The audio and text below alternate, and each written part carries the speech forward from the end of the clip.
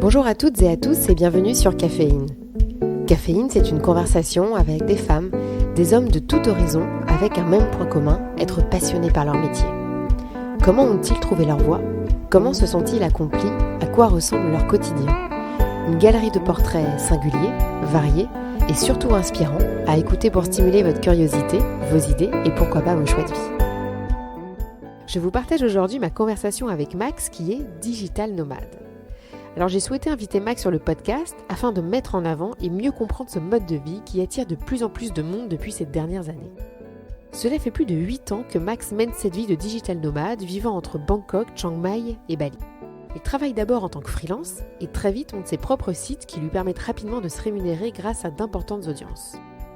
Dans cet épisode, Max nous raconte comment et pourquoi il a choisi de mener cette vie, la manière dont il travaille, dont il s'entoure et comment il se forme continuellement grâce notamment à des réseaux d'entraide entre digital nomades partout dans le monde.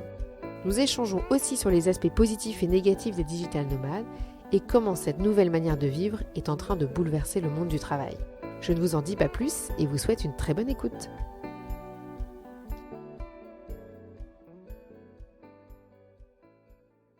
Hello Max, déjà merci beaucoup d'avoir accepté mon invitation sur Caféine.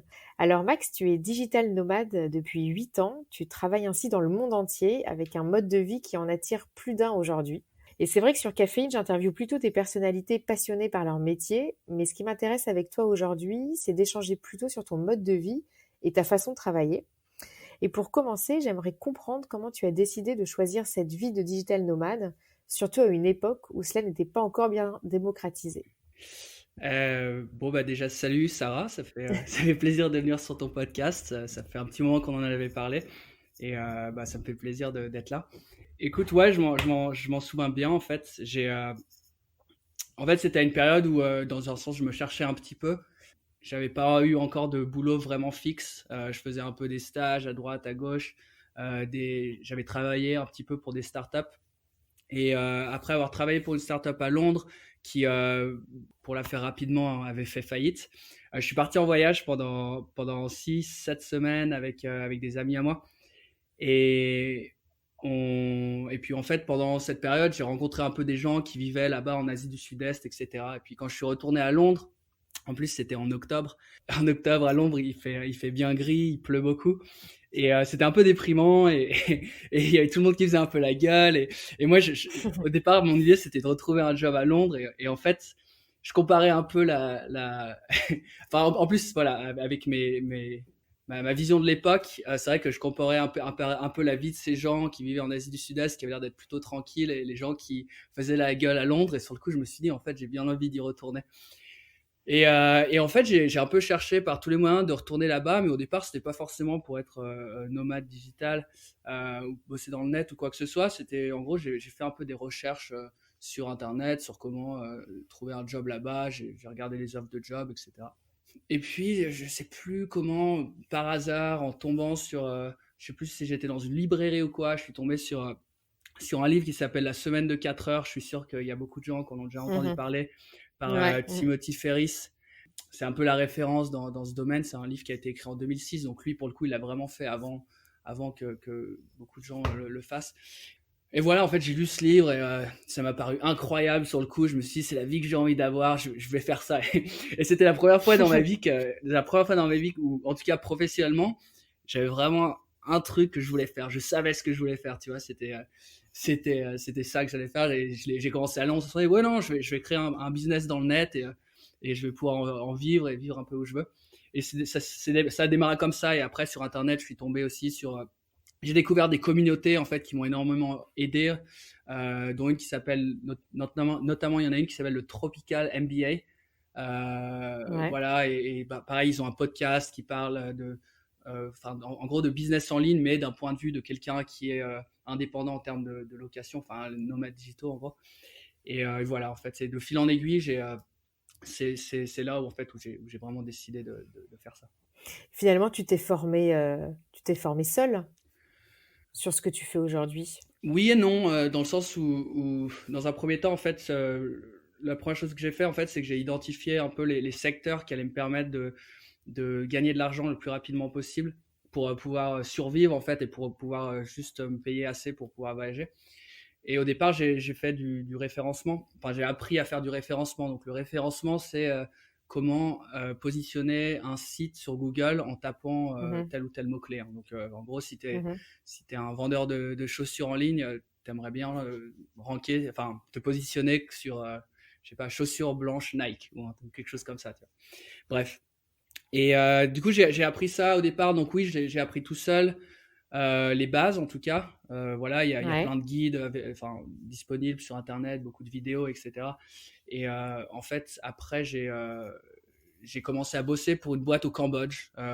Donc en gros, je leur ai dit, ouais, je suis un peu expert SEO. C'était pas vraiment vrai, mais je m'y connaissais mieux qu'eux à l'époque. Donc, enfin, ils m'ont pris sur un peu mes compétences, qui étaient en gros mieux m'y connaître en marketing digital qu'eux et en référencement. Donc j'en ai fait un peu à ce niveau-là, et là, donc je me suis auto-formé. Mais dans une deuxième partie, je suis allé à Chiang Mai et j'ai travaillé pour quelqu'un qui est d'ailleurs aujourd'hui un très bon ami à moi, qui s'appelle Simon Legouge, et qui a bah, à l'époque, j'étais le premier employé, et depuis, c'est devenu une très grosse boîte qui s'appelle Green Tomato Media. Donc j'ai bossé pour lui D'accord. pendant 8 mois, 10 mois, et j'ai beaucoup Ouais. appris bah, de ce qu'il faisait, du référencement, etc. Et voilà, ça m'a énormément appris, et c'est après ça en fait que j'ai commencé à lancer mon propre truc. Et après, tu as lancé ton propre site, enfin ta propre expertise en tant que freelance et tu travaillais pour plusieurs marques. Comment ça se passait? Euh, ouais, en fait, pas, j'ai eu quelques clients, et c'était mon idée au départ de bosser pour des clients. Il y a eu, en fait, pendant un an après mon année quasiment à Chiang Mai, j'ai passé 10 mois au Mexique, où je faisais partie d'un espèce de collectif de gens qui font d'autres gars qui faisaient du référencement. Et ensemble, on a essayé de monter Mhm. des projets ensemble, certains qui ont marché, certains qui ont plus ou moins marché. Mais en fait, pendant cette période, j'ai commencé à créer mes propres sites à moi, et donc mes propres sites que j'ai référencés. Et en fait, relativement rapidement, ils ont commencé à dégager un revenu assez intéressant pour que je puisse me concentrer seulement là-dessus. Donc des clients, j'en ai eu un petit peu sur le côté, Mhm. mais ça n'a jamais été le gros de mon activité en fait. Et quand tu dis que tu rejoint des communautés digitales nomades, c'est vrai on en parle beaucoup, il y en a en plus, il y en a de plus en plus. Comment est-ce que tu les rencontres? Enfin, comment ça se passe? Je pense que, je pense que dans un sens, ma réponse de l'époque, enfin la réponse aujourd'hui en 2020 est différente de l'époque Mm. où je l'ai fait en 2014. À l'époque, ce qui s'est passé, c'est qu'un des SEO, enfin donc des spécialistes du référencement les plus connus dans le milieu, donc lui c'est un Canadien en fait. Il avait lancé un peu un appel sur son blog. Il a dit j'ai envie de réunir 10 SEO, donc 10 référenceurs dans la même maison au Mexique, et de lancer un gros projet qu'on ferait tous ensemble, etc. Et moi, à l'époque, ça faisait un an et demi que je faisais, tu vois, c'était l'opportunité en or, en fait, Mm. d'apprendre de gens qui étaient à un niveau plus élevé que le mien, et en même temps de potentiellement enfin, tu vois, créer des projets qui pouvaient être financièrement très intéressants. Du coup, j'ai un peu tenté ma chance, et puis enfin, il m'a appelé sur Skype, et puis le courant est bien passé, et puis il m'a dit, bah, écoute, si tu veux venir, t'es le bienvenu. Faut que tu viennes on commence dans 2 semaines et demie, quoi. J'étais à Chiang Mai, et du coup, voilà, j'ai traversé le monde un peu pour les rejoindre. C'était un changement de vie assez radical, mais Ouais. super, quoi. Et qu'est-ce que tu en as tiré justement là de C'était combien de temps? C'était un mois, c'est ça? Dis-moi, Ah oui, 10 mois, d'accord, dis-moi. ok, ah oui. Ouais, 10 mois. dis-moi. Et qu'est-ce que tu en as tiré de ces 10 mois? Enfin, vous viviez du coup tous ensemble dans une maison, vous nourrissiez vous nourrissez de ce que chacun peut apporter en termes de savoir-faire. Comment ça se passait? Ouais, en fait, c'est exactement ça. Je pense qu'il y a deux choses que j'en ai tirées principalement. La première, c'est que, on va dire, plus de 50% des gens qui étaient dans cette maison à l'époque avaient un niveau supérieur au mien. Ça faisait plus 4-5 ans qu'ils étaient dans le secteur, alors que moi, ça faisait qu'un an et demi. Du coup, Ouais. enfin, du coup, en termes de marge de progression, c'est énorme d'être avec des gens comme ça au jour le jour, qui sont meilleurs que toi. Tu progresses à vitesse grand V, et j'ai appris énormément de choses en peu de temps. Et je pense que c'est en partie ce qui m'a permis d'avoir des sites que j'ai pu monétiser assez rapidement. Donc ça, c'est une première chose. La deuxième chose, c'est la motivation. Tous les jours, tu travailles à côté d'autres gens qui font un peu la même chose que toi et tu parles avec eux à tous les repas et dans tes moments de loisirs, etc. Enfin, tu passes beaucoup de temps avec ces gens et ils font tous la même chose. Du coup, il y a une espèce Mm, d'émulation. C'est motivant. Tu apprends des choses. mm. Voilà, c'est une énergie qui est ultra positive. Du coup, à ce niveau-là, c'est vrai que j'ai fait vraiment un bond en termes de progression quand j'étais dans cette maison. Et tu l'as refait cette expérience ou tu l'as fait qu'une seule fois ou tu l'as refait depuis 2014? J'ai pas eu cette expérience dans le sens où j'ai pas revécu dans une maison avec Ouais. une dizaine de personnes comme ça. Cela dit, j'ai en fait depuis cette époque du Mexique, bah, donc déjà le groupe d'amis avec qui j'étais, donc enfin ils sont devenus des amis dans cette maison au Mexique. C'est des gens que je revois très fréquemment, on se revoit plusieurs fois par an. Euh, Et souvent, avec eux, on a pu repartager des maisons, mais on était peut-être deux, trois, quatre à Mm, partager une maison quelque part. Tu vois, récemment, on a partagé une maison à Bali avec trois autres amis qui bossent aussi dans le secteur, dont un qui était de l'époque du Mexique et deux autres que j'ai rencontrés après. Et ça, c'est quelque chose que mm. je fais souvent, vivre, partager une maison avec d'autres gens qui travaillent dans le même secteur que moi, ou alors être dans la même ville, c'est-à-dire qu'on va chacun se prendre son appart, etc. Mais en fait, on va se voir quasiment tous les jours, on va se retrouver, je sais pas, au coworking, et après on va passer du temps ensemble parce qu'on est aussi très amis, quoi. Finalement, il n'y a pas de pays spécifique dans lequel tu résides. C'est pas, enfin voilà, t'as pas finalement entre guillemets de chez toi. Tu bouges de pays en pays à chaque fois ou comment est-ce que tu vis aujourd'hui? Ouais, alors c'est un peu ça, c'est vrai. Maintenant, il y a quand même des endroits où je passe quand même plus de temps. Ouais. Aujourd'hui, j'ai un associé, lui qui vit de manière permanente à Bangkok. Il est beaucoup moins nomade Mmh. parce que il a une copine qui travaille à Bangkok et qui voilà, elle a une position intéressante, etc. Donc elle veut pas bouger de Bangkok en tout cas pour l'instant. Et donc lui, il est beaucoup là-bas. Donc c'est un endroit où je reviens beaucoup aussi parce que j'ai beaucoup d'amis là-bas. Et puis après, il y a Chiang Mai où depuis 3 ans, je passe les 2 derniers mois de l'année en fait. Parce que c'est la Ouais. meilleure période de l'année pour y être et aussi parce qu'il y a énormément de gens que je connais qui y vont. Il y a aussi une grosse conférence justement dans le référencement qui regroupe plein de gens et du coup on en profite après pour rester et y vivre pendant 2, 3 mois. Et puis à Bali, enfin là dans cette dernière année, je suis allé à Bali 3 fois et j'y suis resté à chaque fois entre 1 mois et 6 semaines. Donc c'est quand même un peu ces trois bases-là. Et puis je reviens en France l'été, ouais, en fait, t'as raison, Mmh. je, bouge, je bouge beaucoup, en fait, quand je le dis comme ça, mais ouais, c'est ça. Euh, Ouais, finalement, tu vis avec ta valise. Enfin, tu vis avec ta valise, c'est-à-dire que ouais, à chaque fois que tu bouges, tu prends toutes tes affaires avec toi et finalement, tu vis avec peu de choses. ouais, ça c'est vrai au fil du temps, j'ai quand même appris à être un peu plus minimaliste, parce que sinon Mmh. c'est un peu relou de se balader avec 3 valises, etc. Non, du coup, enfin, non pas que je voyage avec 3 valises, mais enfin, tu vois. En gros, oui, maintenant Mmh. je me démerde pour avoir un gros sac et un sac à dos. Et voilà.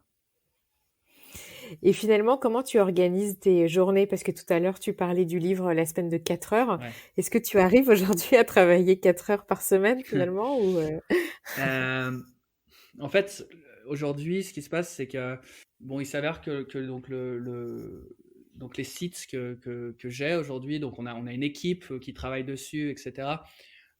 Donc il- c'est-à-dire que si aujourd'hui je m'arrête de travailler complètement, Mmh. le site va continuer à tourner. Il va continuer à tourner, il va continuer à faire du revenu. Donc potentiellement, oui, je peux avoir une semaine de 4 heures et ça m'arrive par période. C'est-à-dire que quand je vais partir en mode voyage ou alors je ne sais pas si j'ai de la famille ou des amis qui vont me retrouver, etc. Et pendant une semaine, 10 jours, on veut faire quelque chose. Ouais, il est possible que je travaille 4 heures par semaine. Ça m'est déjà arrivé plusieurs fois. Maintenant, on a aussi cet objectif de faire grandir un peu de faire grandir le business et voilà, de faire grossir nos sites, d'en créer des nouveaux, etc. Et ça demande du travail de développement, en fait. Donc, j'essaye de travailler un peu par sprints, tu vois. Dans un sens. Donc là, par exemple, tu vois, je suis confiné Ouais. comme tout le monde. Et du coup, je bosse à fond et clairement, je fais pas 4 heures par semaine. Je dois bosser, je pense, entre 6 et 7 heures par jour actuellement. Et en fait, en ce moment, c'est un sprint et on avance énormément. Et en fait, j'aime bien bosser comme ça, des périodes où voilà, je m'y mets à fond. Je fais vraiment avancer les choses et après, je vais me reposer pendant plusieurs semaines potentiellement. En sachant que j'ai fait avancer les choses, que voilà, le fait qu'aujourd'hui, en plus, comme je te dis, on a une équipe qui peut gérer le site, tu vois, faire de la maintenance, etc. C'est quand même bien parce que du coup, je peux passer un appel, 2 appels par semaine et m'assurer que tout soit en place. Et le fait d'avoir un associé aide beaucoup aussi. Ouais. Et tes équipes sont françaises ou pas du tout? Très peu. On a une Française qui vit en Espagne. Et Mhm. non, le reste, c'est super international. On a un Espagnol, un Ukrainien, une Anglaise, une Américaine. Qu'est-ce qu'on... Enfin voilà, c'est divers, c'est très divers. Et ils s'occupent de... Parce que c'est un site, est-ce que tu peux un peu nous en parler ou Ouais, complètement. C'est un site dans le... Enfin, on a plusieurs sites, mais le site principal, c'est un site dans le secteur médical, en fait. Donc, Ouais. en gros, on donne des informations. C'est un peu comme Doctissimo, si tu veux. Mhm. Et donc, en fait, voilà, on a des rédacteurs spécialisés dans le médical qui vont écrire des articles en fait sur différents sujets. Et en fait, si tu vas taper, enfin, je donne un exemple, hein, mais je sais pas Mhm. si tu allais taper quelque chose comme, disons, gingivite ou quelque chose comme ça, Mhm. potentiellement, tu tomberais sur mon site. Et là, en fait, il y a énormément d'informations qui sont données. Voilà, il y a énormément de détails dessus. Et aujourd'hui, on est dans 5 pays. Et voilà, on a pas mal de visiteurs par jour. Et du coup, Ouais.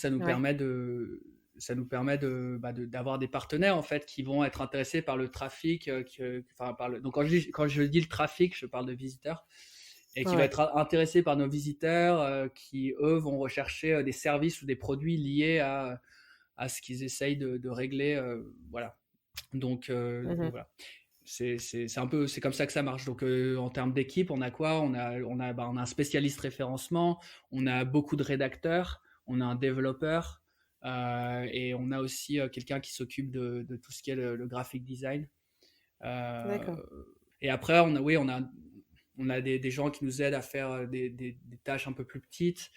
On a des vendeurs. Enfin, c'est vrai qu'on a décliné le site en plusieurs services. Donc, on a aussi un petit service de vente maintenant. Donc, D'accord. c'est assez varié en fait. Et enfin, j'ai remarqué qu'il y a de plus en plus de salariés qui décident de passer au freelance et particulièrement de partir à l'autre bout du monde pour être digital nomade. Est-ce que tu as constaté une hausse du nombre de digital nomades depuis ces dernières années ou pas? Oui, carrément. Ouais. En tout cas, par exemple, donc voilà, Chiang Mai aujourd'hui, c'est une des entre guillemets mecs des nomades digitaux. C'est un des D'accord. premiers endroits où il y a eu une espèce de regroupement. C'est une des villes vraiment où il y a eu Ouais. beaucoup de gens qui se sont retrouvés. Euh, c'est incroyable. Depuis 2014, le nombre, enfin le nombre de digital nomades a vraiment augmenté.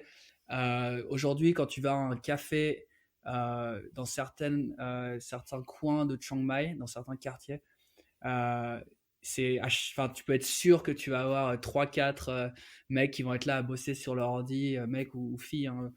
Et, Mhm. ouais, c'est assez impressionnant en fait. Et encore plus de la période où je t'ai dit, en général de octobre, novembre jusqu'à janvier, c'est vraiment une période où il y en a énormément. Et après, tu vas dans des endroits comme Canggu, à Bali, pareil, il Ouais, y en à a Bali, ouais, plein. Voilà, tu as des endroits, Ho Chi Minh au Vietnam, voilà, Bangkok, tu en as pas mal aussi. Et après, Mm, aujourd'hui en Europe, tu as Barcelone, tu as Berlin, tu as Prague, mm. Budapest, c'est un gros spot. Et puis en Amérique du Nord, en Amérique du Sud, tu as Medellín, notamment, qui est un Ouais, gros spot aussi, en Colombie. Donc ouais. voilà. Et quels sont pour toi les points positifs d'être digital nomade et après forcément les points négatifs? Mhm. Bah, les points positifs, je pense que le plus évident, c'est la liberté que ça peut t'apporter, hein. Mmh, Je pense que c'était la première chose après lequel j'étais, le fait de pouvoir être un peu libre de mon temps et voilà, ouais, de mon temps. En fait, je pense que le plus important, c'est le temps. Et puis évidemment aussi de pouvoir être où tu veux. Dans un sens, mmh. ça va ensemble. Voilà, je pense que c'est vraiment ça, quoi. C'est le sentiment de liberté, du coup d'avoir une flexibilité avec ce que tu fais, du coup de pouvoir faire à côté d'autres choses qui te passionnent, qui t'intéressent, etc. Euh, donc, Finalement, quelles qualités on a besoin pour être digital nomade? Heu, ouais, quel type de personnalité finalement, serait plus apte à être digital nomade versus une autre peut-être? Parce qu'il faut être assez, autonome. ouais. Faut savoir, travailler, enfin réussir à travailler seul, et être assez, ouais, autonome sur ses tâches, si je me trompe pas. Ouais, ouais, carrément. Je pense que, bon, en fait, dans un premier temps, j'allais dire, déjà, faut avoir, faut pouvoir faut pouvoir savoir prendre un petit peu de risque dans le sens où, au départ, à moins de trouver un job direct, comme ça en ligne, qui donne certaine flexibilité. Je pense que au départ, c'est un peu difficile des fois de se lancer, de se dire que c'est ce qu'on va faire parce que c'est un mode de vie qui est, voilà, qui est un peu différent. Voilà, après, oui, il faut avoir une espèce d'autodiscipline et je sais que moi, en fait, c'est pas forcément une qualité que j'ai à la base. Euh, Ouais. L'autodiscipline, c'est quelque chose voilà, sur lequel j'ai progressé depuis. Et je pense pas que je sois forcément excellent, mais j'ai clairement progressé là-dessus. Mais bon, je pense que c'est quelque chose de toute façon qui vient et par la force des choses. Je pense Mmh. que c'est un peu je pense que ça en vaut la peine justement d'avoir cette autodiscipline si ça peut t'apporter la vie que tu as envie d'avoir. Mmh. Je pense qu'aujourd'hui, il y a beaucoup de jobs qui peuvent se faire en ligne comme ça à distance. Et je pense il y a pas mal de personnalités en fait qui peuvent s'en sortir, quoi. En fait, je pense que surtout le plus important, c'est d'être, euh, d'être indépendant et de vouloir l'être. Je Mmh. pense que d'être à l'aise en fait en ayant beaucoup d'indépendance et de liberté, je pense que voilà, euh, peut-être qu'au départ, il y a un manque de cadre, souvent, peut-être, sûrement. Et ça, c'est vrai que je connais des gens qui n'aiment pas, en fait, ne pas avoir de cadre comme ça et qui n'aimeraient pas, justement, avoir bah, mon mode de vie. Et je comprends complètement. Mmh. Et quels sont les points négatifs pour toi d'être digital nomade? Est-ce qu'il y en a déjà? Euh, En fait, non. Euh, Pour toi, finalement, ça te dérange pas, mais est-ce que tu as déjà rencontré des gens qui étaient digital nomades et qui étaient comme toi, à vadrouiller, de passer, voilà, 6 mois quelque part, un an quelque part et finalement n'avaient pas de vrai «chez eux», on va dire, entre guillemets? mm. Est-ce que tu en as déjà rencontré qui ont arrêté cette vie, bah, pour finalement, comme ton associé, rester à un même endroit et travailler en freelance, en fait? Ouais, carrément. Oui, j'ai rencontré plusieurs personnes comme ça. Et en fait, je comprends dans un sens, je pense que voilà, je pense que peut-être le problème, c'est que une fois que tu as toute cette liberté, en fait, des fois, tu en abuses et tu commences à trop voyager, tu commences à sauter sur toutes les opportunités, tu sais dans un sens plus dire non. Mmh. Tu veux voir tous tes potes tout le temps.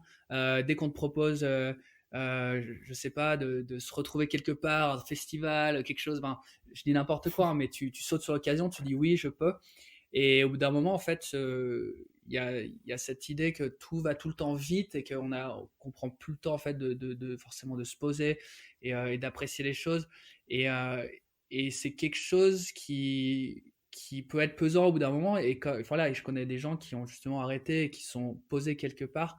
Moi, je sais que personnellement, voilà, bah, enfin, ça fait depuis 2012-2013 que je fais ça. Et je commence à ressentir un peu le besoin de le faire. Et en fait, j'ai un peu du mal à m'arrêter parfois. Tu vois, j'essaye, ça fait peut-être 2 ans aujourd'hui que je dis, voilà, faut faut que je me calme, faut que j'aille un peu plus doucement, faut que je reste plus longtemps à certains endroits. Et au final, je le fais un petit peu plus, mais pas énormément. Mais et là, notamment, du coup, je suis obligé de le faire vu que je suis en confinement et dans un sens, c'est une bonne chose. Euh, Et est-ce que tu penses un jour revenir vivre en France? alors, voilà, faut jamais dire jamais. Personnellement, je pense pas.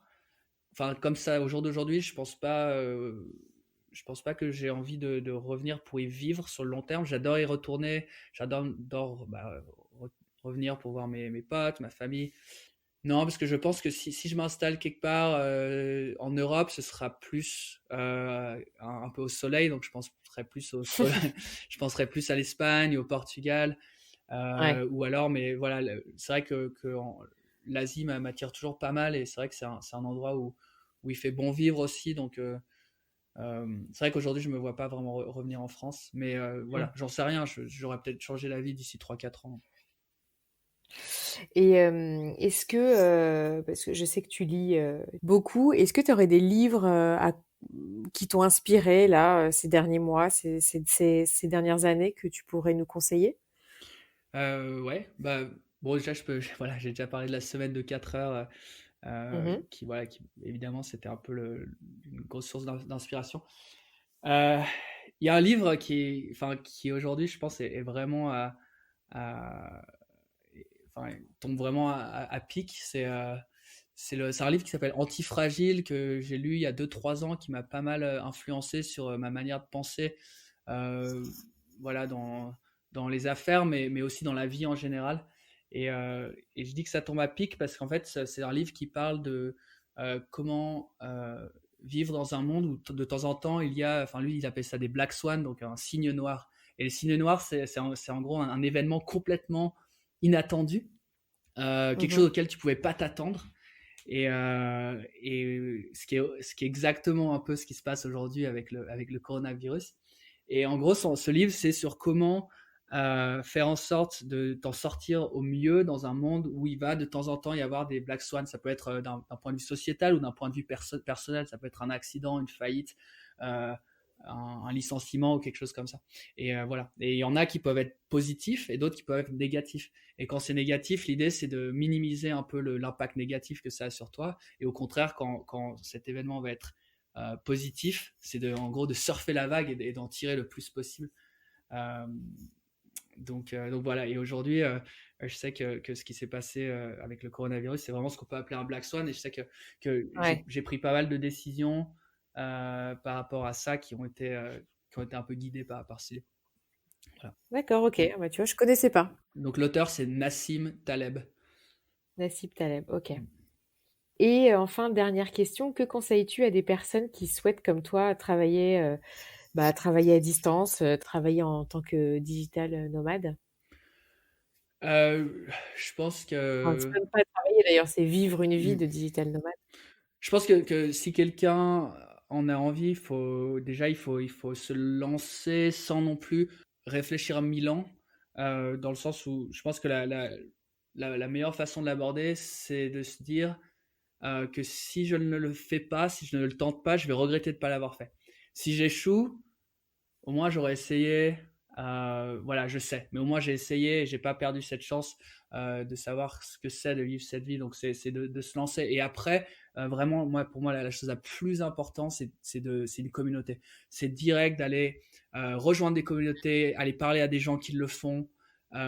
Pourquoi? Parce que, déjà, ça montre que c'est possible. Pour moi, c'était vraiment le truc. Au début, je pensais que c'était impossible, et d'un coup, je me suis mis à parler, à fréquenter des gens qui le faisaient déjà. Donc, d'un coup, c'est devenu quelque chose voilà, de réalisable, de possible. Et si eux l'ont fait, pourquoi pas moi? Voilà, c'est la logique, hein, qu'on va se donner. Donc, ça, c'est la première chose. La deuxième, c'est aussi pour l'apprentissage plus rapide du métier que cette personne va exercer, quoi. Donc pour ces deux raisons, je pense que la communauté, c'est vraiment super important. Et la motivation aussi, on s'entremotive, c'est-à-dire que quand on a des coups de blues, quand ça marche pas, etc., on va avoir des gens qui vont nous dire non, tu peux le faire, faut continuer, regarde-moi, j'ai fait ci, j'ai fait ça. Et je pense que c'est beaucoup plus simple de le faire et de réussir ce mode de vie en ayant une communauté que de le faire tout seul dans son coin. Et ça, c'est quelque chose que j'ai retrouvé à de nombreuses reprises en voyant des gens qui ont essayé de le faire tout seuls ou des gens qui ont essayé de le faire en ayant une communauté directe. Et vraiment, le pourcentage de gens qui ont réussi en ayant une communauté est vraiment plus important. Ouais. Et là, toi, donc, tu es confiné en France. Ouais, Tu es rentré en France à temps. c'est ça. Tu as bien vu le coronavirus venir. Et est-ce que tu sais où est-ce que tu vas aller après? Écoute, je sais pas. Donc ouais, là actuellement, je suis dans une région dans le sud-ouest. Donc pour expliquer rapidement, j'étais en Espagne et en voyant que que toute l'Europe allait être confinée, je me suis dit que j'aimais mieux être en France aussi parce que voilà, il y a ma famille, etc. Donc là, je suis dans le sud-ouest. Je sais pas en fait, ça va durer tellement longtemps. Enfin, je sais pas combien de temps ça va durer, mais je pense que ça va durer pas mal de temps. Voilà le confinement, ensuite les frontières qui vont être un peu fermées, les vols annulés, etc. Donc, non, je pense que dans un premier temps, je vais aller voir ma famille déjà. Une fois que ce sera tout fini, ce sera sympa. Maintenant que je suis en France, je pense que je vais passer un petit peu de temps ici. Et puis après, on verra comment ça évolue. Je devais aller au Canada, j'irai sûrement cet été, mais c'est pas encore, euh, c'est pas encore sûr parce que voilà, on sait pas comment ça va évoluer. Mais voilà, je vais rester en Europe en tout cas dans les mois qui viennent. Très bien. Bah écoute, on te souhaite plein de bonnes choses et surtout d'être en bonne santé pour la fin du confinement. Moi, quand tu dis que ça va durer longtemps, j'espère quand même que ça va pas trop longtemps. J'avoue. Ouais. Et merci beaucoup, Max. Bah de rien, ouais. À bientôt. Salut. Bye. Un grand merci à Max d'avoir accepté et pris le temps de nous partager son quotidien. L'ensemble des références et livres évoqués par Max sont disponibles dans les détails de l'épisode. Vous êtes de plus en plus nombreux à suivre Caféine et je vous en remercie. Si vous avez aimé cet épisode, n'hésitez pas à le partager autour de vous, à m'écrire et à me laisser un petit commentaire sur Apple Podcasts, cela m'aide beaucoup. Je vous dis à très vite pour un nouvel épisode et prenez bien soin de vous.